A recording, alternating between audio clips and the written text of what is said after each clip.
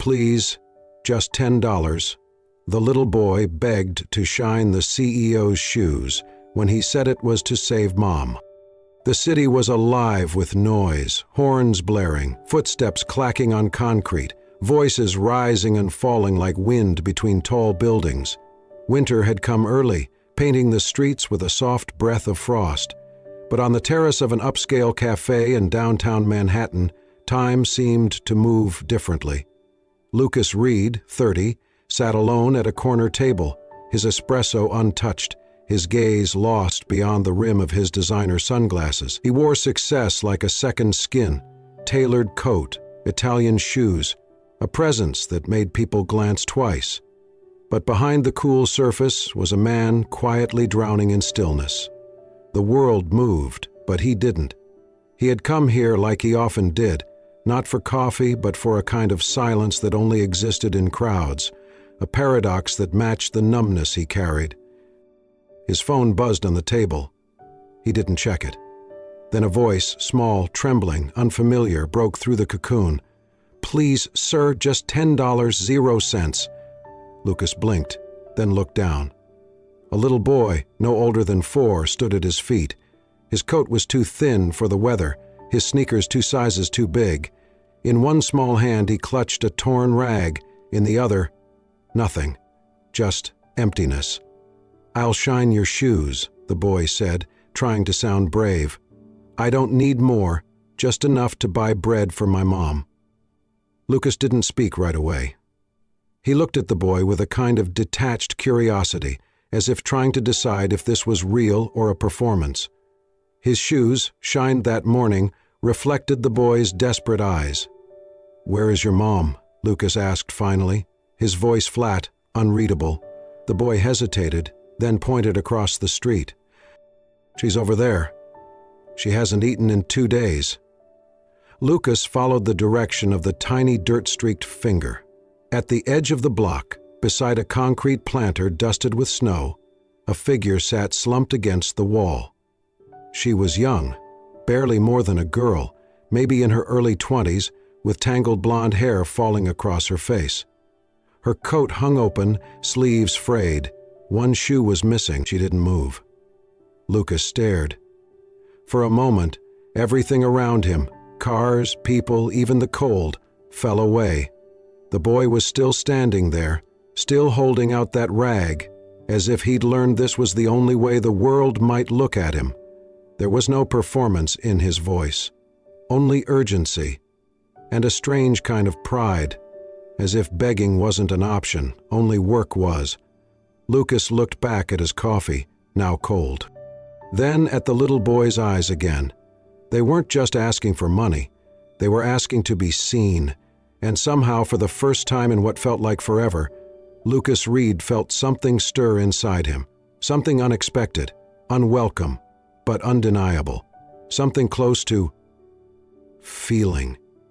Lucas had seen poverty before, on TV screens, in annual reports, through car windows, but it had always felt distant. Now it had a face, a trembling voice, a cloth clutched in tiny fingers, and a woman collapsed under the weight of quiet sacrifice. Without a word, Lucas followed Eli across the street. The boy moved quickly despite the cold and his worn-out shoes. Around them the city buzzed, horns honked, couples laughed. People passed by with coffee cups, unaware that a few steps away life and dignity were unraveling. They reached the corner. There she was, slumped against a stone wall, bundled in layers that barely resembled clothing, her head bowed. A young woman, barely more than a girl, her blonde hair tangled and her lips pale. Lucas stopped cold. For a moment he wondered if she was breathing. "Mommy," Ellie whispered, dropping to her side. "I found someone." Lucas stepped closer, cautious. The woman didn't stir. Her knees were scraped, her skin ghostly. Her dress was torn, her coat threadbare. He watched for her chest to rise, and finally saw it. Faint, but there. "Alice," Eli murmured, stroking her arm. "Mommy, wake up. He's nice. He wants to help." Lucas hesitated. He'd come from a morning of boardroom negotiations and market forecasts. He had never done this before, but something about this woman, the fragility, the sheer abandonment, made him move. He took off his wool coat and gently draped it around her. Her body was ice. A faint groan escaped her lips as she stirred, barely turning her face. Lucas caught a glimpse of delicate cheekbones and lips edged in blue. "Who?" she rasped. "It's okay," Lucas said softly. "You need help. I've called for a car." "No, I don't—" She tried to sit up but collapsed again. He caught her before she fell, one arm around her back. Her body was featherlight. "You're going to a clinic," he said gently but firmly. "Don't argue, just rest." Eli gripped his mother's hand, watching them with wide eyes. "She hasn't eaten since Friday," he said, voice small but clear. Lucas glanced at the boy, then back at the woman, Alice, the boy had said. Her hand never let go of Eli's. Even in near unconsciousness, her grip was firm, not desperate, protective. A yellow cab pulled up. Lucas lifted Alice into his arms. She was weightless. Her head dropped softly onto his shoulder. Around them, strangers slowed, stared. Some pulled out their phones. Lucas ignored them all. He opened the door, helped Eli in, then climbed in with Alice still in his arms. "Prescott Urgent Clinic," he told the driver. "Fast, triple fare." The driver nodded and took off. Inside the cab, Lucas held her upright, the coat wrapped tight around her. She murmured something, tried to shift. He hushed her. "Just hold on a little longer." Eli sat across, clinging to his mother's hand, eyes fixed on Lucas. "Are you a doctor?" the boy asked. Lucas smiled softly. "No, but I know someone who is. He'll help her." At the clinic, staff were already waiting. Nurses rushed out with a wheelchair. Lucas stepped out first, helped ease Alice into the seat, and held her upright as they wrapped her in a blanket. "She's malnourished," he said quickly. "She passed out from cold and hunger. The boy's 4. Check him too." Inside, the warm air hit them like a wave. People turned as Alice was wheeled in, her hair falling back, revealing a soft jawline and lashes fluttering weakly. Lucas stayed close to Eli, one hand on his small shoulder, as the doors closed behind Alice. Eli looked up. "Will they fix her?" Lucas crouched to eye level. "They'll do everything they can, and so will I." One nurse behind the counter paused, watching the suited man kneeling beside a boy in tattered clothes. She blinked away tears. Outside, the city roared on, but for the first time in a long while, Lucas Reed had stopped. And something, deep inside the cold, quiet chamber of his chest, had begun to stir.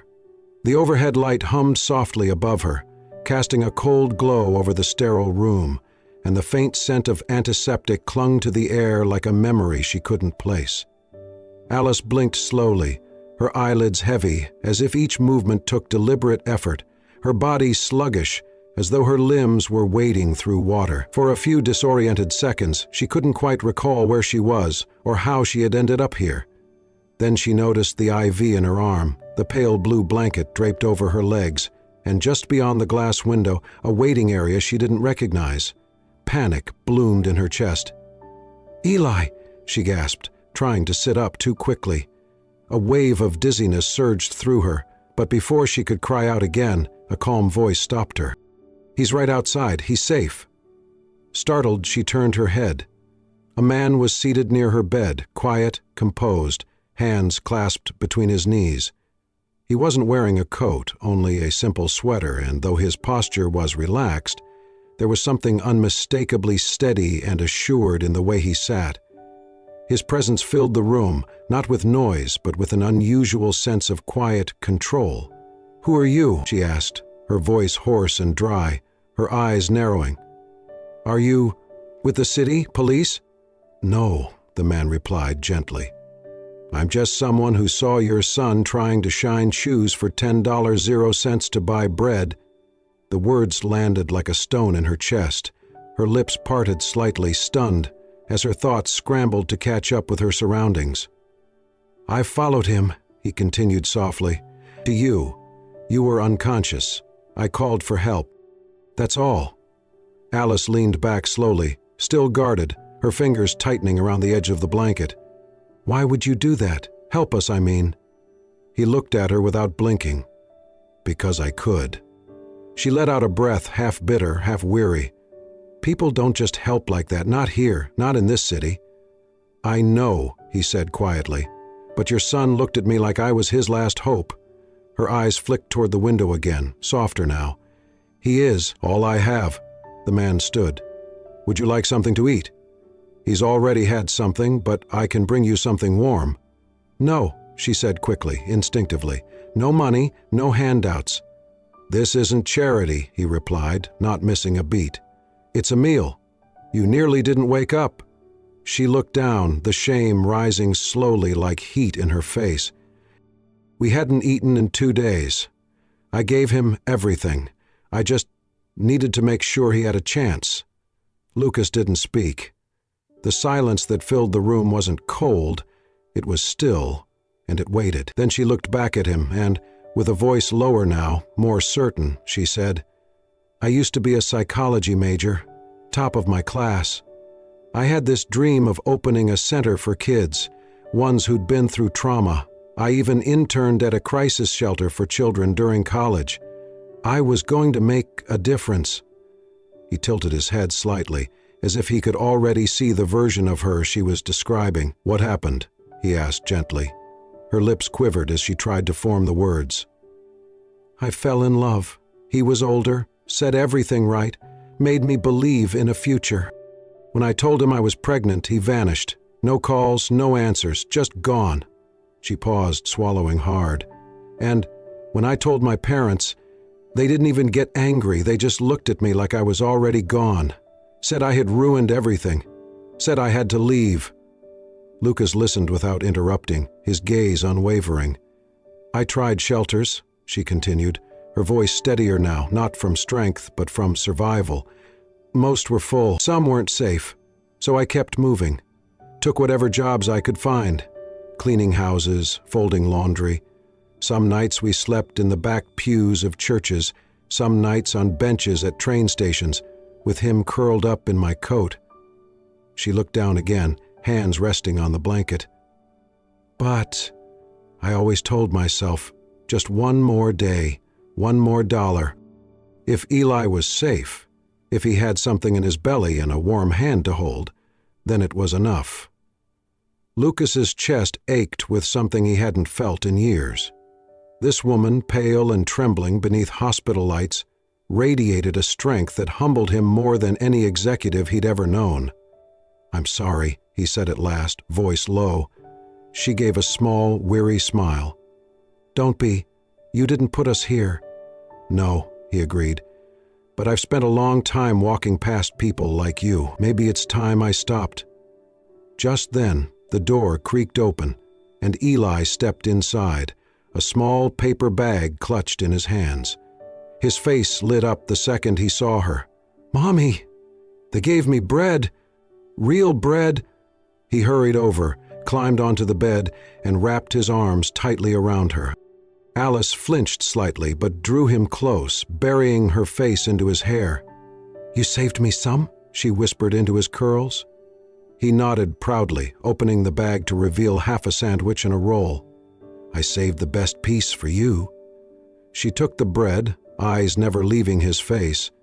But as she raised a piece to her lips, her hand began to shake, and her breath caught. A quiet sob escaped, and she turned her face away. Tears slipped down her cheeks, soft and steady. Lucas turned slightly, offering her privacy. But then he heard Eli whisper gently, "Mommy, it's okay. We're safe now." Alice nodded, wiping her eyes, and kissed her son's forehead. And in that fragile moment, arms wrapped around a boy who had seen too much and smiled anyway. Lucas Reed finally saw it. Not weakness, not failure, but something fierce, something holy. Love. Raw, unfiltered, and still standing. And something in him, something that had long been buried, broke open and began, quietly, to breathe. The offer came quietly, without ceremony. Lucas stood by the hospital window, arms folded, as Alice packed up the few donated supplies the clinic had given her and Eli. She looked pale, but stronger. Eli was spinning in a circle, humming to himself. "I have a place," Lucas said softly. "Empty guest apartment. You could stay there until you get on your feet." Alice froze, then looked at him sharply. "We'll be fine. We always are." "I know you will," Lucas said calmly. "But your son deserves a warm place to sleep while you figure out your next step. No strings, just a roof." She hesitated, the stubbornness in her posture softening. She looked at Eli, then back at Lucas. "Only for a few days," she said. "Just until I find something." Lucas nodded. "As long as you need." The apartment was on the top floor of a high-rise in Midtown, modern, minimalist, unused for months. It had 2 bedrooms, a kitchen stocked with groceries, and a wide window that looked out over the sparkling city skyline. Alice had never stepped foot in a place like it. "This is too much," she whispered as they walked through the space. "We don't belong here." Lucas placed a set of keys on the counter. "You do now, at least for a while." That night, Lucas returned to his own penthouse, just 3 floors up, but he did not sleep. He stood by his own window, staring out into the dark, and memories he had buried for years began to surface. Her name had been Claire. She was a writer, a dreamer. She loved rainy days, handwritten letters, and always carried a leather-bound journal in her purse. They had met by accident in a bookstore and never spent a day apart after. He had promised her everything: love, security, the future. She had only asked for one thing: time. But Lucas had been building his empire, and on the day he signed the merger that made him one of the youngest tech CEOs in the country, she had been on her way to surprise him with a gift, a small box. Inside, a pen, engraved with the words, "You're enough, even without success." She never made it. A driver ran a red light. Her car was crushed. The gift was found in her bag, unopened, untouched. Lucas had arrived at the hospital too late. He had never forgiven himself, not for missing the call, not for prioritizing a deal, not for thinking there would always be more time. Since that day, he had shut off the part of himself that dared to love, convinced he was cursed to destroy anything pure that touched his life. But now, there was Alice and her son, and something in their presence, raw and unpolished, began to erode the walls he had built around his heart. Over the next few days, Lucas found himself stopping by the guest apartment more often than necessary, sometimes to drop off groceries, sometimes to bring children's books, sometimes just to hear Eli's laugh echo through the high ceilings. Alice remained guarded. She insisted on doing her own cleaning, cooking her own meals, and kept to herself. But slowly, cautiously, they began to share small parts of their lives. Over cups of tea, over laundry folded together, over quiet moments when Eli was asleep. One evening, Lucas returned from a late meeting and stopped by to check in. The door was ajar. He stepped inside quietly, expecting to find the apartment dark. Instead, he heard laughter, light, melodic, unfiltered. Eli was on the floor, wrapped in a blanket like a superhero cape. In front of him, Alice sat cross-legged, holding 2 sock puppets. She made the puppets dance and speak in ridiculous accents, spinning a tale of a brave little boy who saved a city with kindness. Her golden hair was pulled back, her face illuminated by the soft light of the lamp. She was smiling, really smiling, not the tight-lipped, cautious kind she wore in public, but the kind that transformed her entire face. Lucas stood in the doorway, watching unseen, and for the first time in years, he smiled. Not politely, not professionally, but deeply, as if a crack had finally appeared in the armor around his chest and light was slowly seeping through. He turned away before she could notice, quietly closing the door behind him. Back in his own apartment, he leaned against the wall and closed his eyes. Something was changing, and for the first time in a very long time, he did not want to stop it. It started with the little things. Alice, though still guarded, had begun to treat the guest apartment like a temporary home. She kept everything tidy, cleaned meticulously, and prepared small, warm meals that filled the space with comfort. Lucas would find soup simmering on the stove when he stopped by, or freshly folded laundry left in the shared hallway. Eli's drawings appeared on the fridge, crayon worlds filled with monsters, stars and a smiling man in a suit holding hands with a woman and a child. Lucas began noticing the small moments. The way Alice touched Eli's hair when he fell asleep in her lap. The calm tone she used to explain the world's complexities to her son, even when it hurt. The way her laughter lit up a room, though she still rationed it like it might run out. He began to crave those glimpses, not just of her, but of what it felt like to be near her, to be part of something so unpolished and real. One sunny Saturday, Lucas invited them to the park, just a simple outing. Eli ran toward the playground with the boundless energy only a 4-year-old could possess, and Alice followed, pulling her coat tighter around herself. Lucas brought a camera. "Can I take one of you two?" he asked, as they sat on a bench, Eli's face covered in chocolate from an ice cream cone. Alice smiled shyly. "Sure, but only if you're in one too." So they took one together, Lucas in the middle, Eli on his knee, Alice beside him. Eli called it their pretend family photo, and yet, looking at it later, Lucas could not remember ever being in a picture that felt more like home. One afternoon he returned early from work and found the apartment unusually quiet. He called out softly, and no one answered. He was about to leave when he noticed something strange. His wallet was on the kitchen counter, left open. He stepped closer. Inside, folded neatly, was a $50 bill. The same bill he had slipped into Alice's bag earlier that week, hoping she would not notice. She had. Lucas swallowed hard, staring at it. She had returned it. Without a word, no confrontation, no speech, just an action that spoke louder than anything she could have said. He sat down on the couch, holding the wallet in one hand, the bill in the other, and felt his chest tighten. It was not pity that filled him, it was admiration, respect. She did not want to be rescued. She wanted dignity. She had chosen survival, but she carried it with grace. That night, after Eli had gone to bed and Alice sat reading on the couch, Lucas walked into the room holding a worn paperback novel. "I thought you might like this," he said, offering it to her. "It was my mother's favorite." Alice took it, surprised. "Thank you." He nodded and turned to leave. But inside the front cover, tucked between the pages, was a card. Alice did not see it until later, when she opened the book again. It was handwritten in Lucas's sharp but gentle script. "You deserve more than survival. You deserve to be seen, heard, and loved."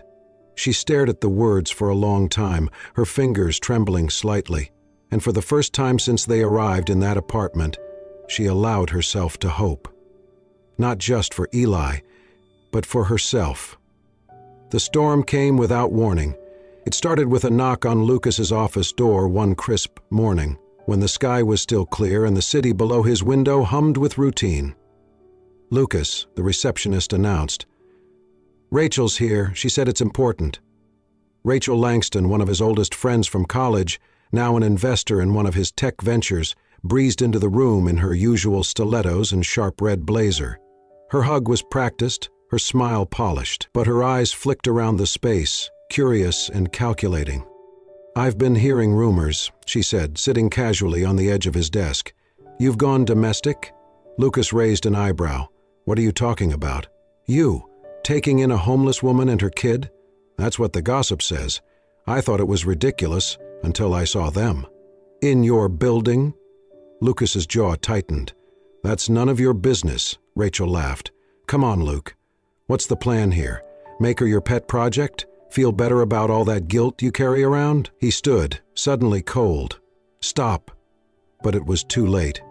Rachel had said enough, and Alice had heard it all.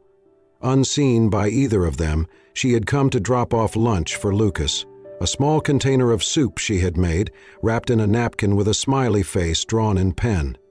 She had been standing just outside the door. The words had cut deeper than she expected. Pet project, homeless woman, guilt. Alice left the container on the reception table and walked out without a sound. Back in the apartment, she packed quickly. She did not cry, she just moved, methodical, numb. She wrote the note slowly, her handwriting small and neat, then placed it on the kitchen counter. "Thank you for saving me, but I don't belong in your world." Eli clutched his teddy bear, confused. "Mommy, are we leaving again?" She nodded. "Just for a little while, sweetheart." Rain had begun to fall as they stepped out of the building, a slow drizzle that turned into a steady downpour. Lucas returned hours later, tired but eager to share an idea with Alice, an offer for her to lead a new community outreach project his foundation was launching. But when he stepped into the apartment, something felt wrong. It was too quiet. He called out, "Alice? Eli?" Nothing. Then he saw the note. He read it once, then again, and then he dropped into the nearest chair, the breath leaving his body. He sat still for a full minute, as if his mind refused to accept what his eyes had read. Then he moved, fast. He grabbed his coat, bolted out the door and into the elevator, heart pounding. The rain was relentless now, soaking him within seconds as he ran down the street, calling her name, asking anyone he passed. Nothing. He checked the subway entrance, the bus stop, the corner bakery where Eli liked the blueberry muffins. Still nothing. His shoes splashed through puddles, his breath ragged. People stared, not recognizing the usually composed CEO, now sprinting like a madman through the rain. Finally, at the edge of a park, he spotted them, two small silhouettes huddled beneath the arch of a bridge. Alice sat holding Eli close, a single bag at her feet, her wet hair clinging to her face. Lucas stopped, heart in his throat. She looked up. Their eyes met. And for the first time in his life, Lucas Reed, man of deals, of dominance, of precision, did not have words. Just pain and a desperate, silent plea. Alice stood slowly, shielding Eli. Lucas took a step forward, then another, and finally, in the pouring rain, he whispered, "Please don't go." Rain streamed from the edges of the old awning, pooling into rivulets on the cracked concrete below. The sky was heavy with gray, and the streetlights flickered, casting long shadows across the alley. Beneath the narrow shelter of a closed flower shop, Alice sat curled against the wall, her arms wrapped tightly around Eli, whose small body shivered in his sleep. She had pulled the thin jacket over him, soaking herself in the process. Her hair clung to her face in damp waves, and her fingers were blue at the tips, but she did not move. She could not. The weight in her chest was too much, of exhaustion, of disappointment, of that aching belief that she had done the right thing by leaving, even though it tore her apart. The sound of hurried footsteps splashing through puddles made her flinch. Lucas emerged through the rain, breathless and soaked, scanning the shadows until his eyes locked on hers. Relief flooded his features as he stumbled toward them, dropping to his knees just outside the shelter. Alice stared at him, stunned. He looked ruined. His tailored coat clung to him like a second skin, his hair plastered to his forehead. His chest rose and fell with the weight of desperation. She opened her mouth to speak, but he was already reaching out, gently, without force, just a hand, trembling, offering connection. He knelt lower until his face was level with hers, and his voice cracked through the sound of the storm. "You do not belong in my world," he said, eyes never leaving hers. "You are my world." The words shattered something in her. She shook her head, tears welling up despite the rain. "Lucas, you do not know what you are saying. You have a life, a name, a future, and I am just—" "Don't," he said quickly. "Don't you dare finish that sentence." She stared at him, lips trembling. "I am not—" "You walked into my life when I thought it was already over," he continued, voice thick with emotion. "You showed me what love really looks like, raw, selfless, fierce. You showed me what it means to fight for someone every single day, even when no one else is watching." Her breath caught in her throat. "You taught me that family is not built by wealth or convenience. It is built in sacrifice, in bedtime stories, in soup left at a desk, in watching someone care more for a child than for herself." She lowered her eyes, fighting the sob rising in her chest. "I do not care about the world I came from," Lucas said. "It felt like nothing until I met you." He reached out, his fingers closing gently around hers. "I am not asking you to come back because I feel guilty. I am begging you to stay, because I cannot imagine waking up tomorrow without knowing you are close, without hearing Eli's laugh, without your quiet strength." Alice looked down at Eli, whose tiny hand gripped the edge of her shirt in sleep. Then she looked back at Lucas, and for the first time, she let go. Tears fell freely now, mingling with the rain on her cheeks. "You mean that?" she whispered. Lucas nodded. She leaned forward, her forehead resting against his, her fingers clutching his hand like a lifeline. And in the heart of a city that never stopped moving, they sat. Two people soaked in rain and redemption, with a sleeping child between them, and a future unfolding in silence. He wrapped his arms around them both. She did not resist, because somehow, in the storm, they had found home. 6 months later, winter had returned to the city, but this time it felt different. Inside the newly renovated downtown center for single mothers, the warmth came not just from the space heaters, but from the people. Laughter echoed through the halls, toddlers played in corners with worn but beloved toys, and the scent of coffee and hope lingered in the air. Alice moved gracefully through the building, clipboard in hand, her blonde hair now healthy and shining, pulled into a soft ponytail. She stopped to check on a young woman filling out an intake form, then crouched beside a toddler who had dropped his snack. Her kindness was effortless. She had become the soul of the place. Lucas watched from the hallway, smiling to himself. He had offered her the role. She had built it into something that mattered. It was never about charity. This was her calling, and it showed in every quiet gesture she made. At 3 p.m., Eli's voice rang through the front doors. "Mommy!" He ran into Alice's arms, backpack bouncing behind him. His cheeks were pink from the cold, his smile wide and unshakable. Lucas walked in behind him, coat dusted with snowflakes. He leaned down and kissed Alice's cheek. She smiled and took his hand. That evening, their small apartment, cozy, lived in, and filled with signs of a real life, was full of light. A few close friends from the center had gathered, and Eli ran around showing off his latest finger painting to anyone who would listen. The table was set simply, nothing extravagant, but everything that mattered was there. At the end of the meal, Lucas stood. "I don't have a speech," he said, voice steady but laced with emotion. "But I do have something I have wanted to say for a long time." The room fell quiet. He turned to Alice, reaching into his pocket and pulling out a small velvet box. Her breath caught as he opened it to reveal a simple, elegant ring, nothing flashy, just right. He knelt on one knee. "You once begged for $10.00, he said softly. "Now let me spend every dollar, every day of my life, building a home with you." Alice covered her mouth, tears welling in her eyes. She nodded, unable to speak.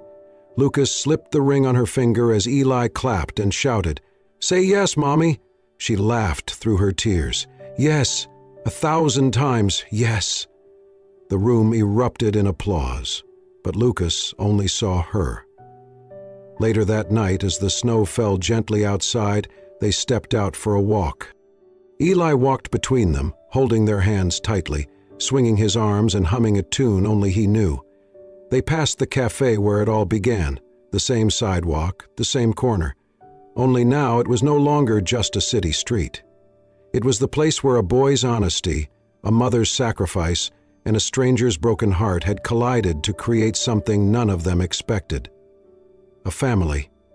And as they walked, hand in hand, laughter rising into the night air, one thing was certain. Winter had returned, but for the first time in a very long time, it did not feel cold at all.